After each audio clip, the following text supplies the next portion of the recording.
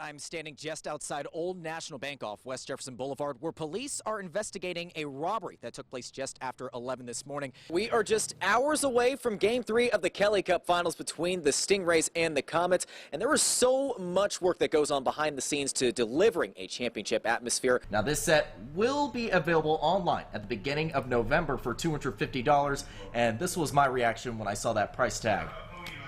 You can see behind me the stage is getting set for the 52nd annual Three Rivers Festival. All morning, silent witnesses stood outside the county courthouse standing alongside these displays to kick off Domestic Violence Awareness Month. Is today a bones or no bones day? That's the question that many have been asking recently because a TikToker by the username of John Graz has posted videos to share the mood of his 13-year-old pug named Noodle. We've seen all sorts of creative ways to pop the question, but one man's proposal takes the biscuit. No, literally, a biscuit. I'm about to do a magic trick for you on First News. If you've ever wondered what I'd look like in an animated movie, well, here goes nothing. Abracadabra, and voila!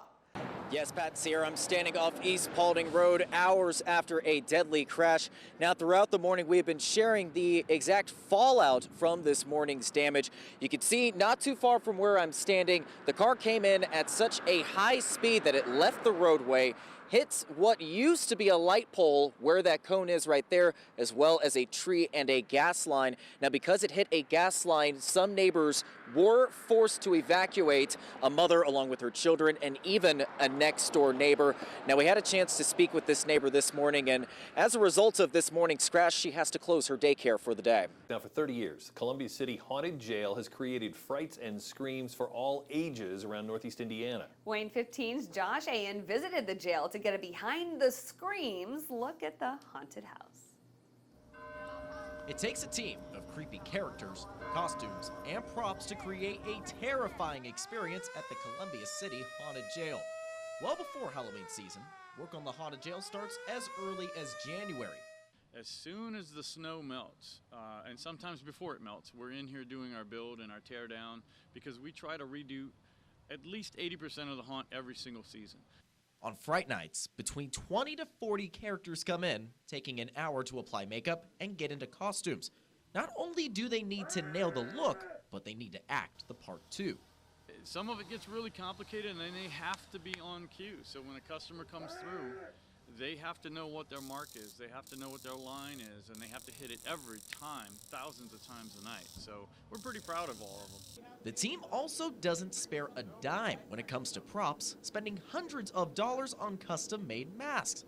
All these factors come together to create a thrill for guests that keep the staff motivated during even the busiest of times. And what keeps us going is you guys out there peeing your pants, screaming, yelling, and running for your life down the driveway when that chainsaw comes after you, and we see that joy and terror on your face. That is the ultimate vitamin for us. That is the ultimate booster shot, and we have enough time to sleep when we die. I want you to meet my pal here. It's one thing to see the work behind the scenes. It's another thing entirely to experience the thrills firsthand. This is not going to end well. Oh, good God, hello. It's safe to say the characters didn't have any issues getting spooks from me. I'll bet it. Josh Ayen, WANE 15 News. Juliana Acampo can barely remember one of the first times she won a wrestling meet. As one of 10 siblings, Jules was only 4 years old when she pinned a 6-year-old boy during a meet in Huntington. When I was younger, I used to do a lot of double leg blasts into people, and that was just my #1 move, and I was just taking down people 24/7, and it was great. Jules' father, Samuel, former wrestler himself, has coached 7 of his 10 children over the years. However, he noticed something different with Jules when she learned how to execute moves at a faster rate than her older siblings. She was always in good position, and that was different. You know, I had my older kids that were really good, but she technically was sound immediately. More than 10 years after Jules started on the mat, the New Haven High School freshman is getting ready to represent Team USA in wrestling for the U15 Pan Am Games in Mexico City. When she's not competing in local, regional, or national meets, Jules spends several days a week training right here at her family's Beast Mode Wrestling Academy in Waterloo. Jules often switches up her opponents throughout practice, sparring against boys, girls, and even her own siblings. Jules admitted she's a bit camera shy, and she often says very little. That's because she'd rather let her action on the mat do the talking.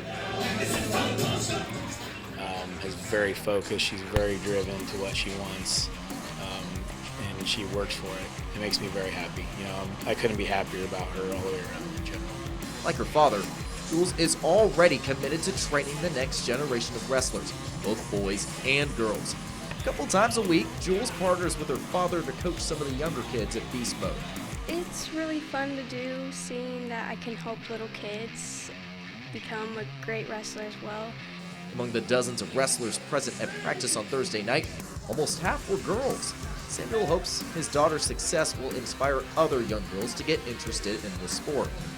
I think it's coming around. You know, it's going to take time still, because there's not a lot, but we actually have quite a few in our rim that are, you know, stepping up and progressing.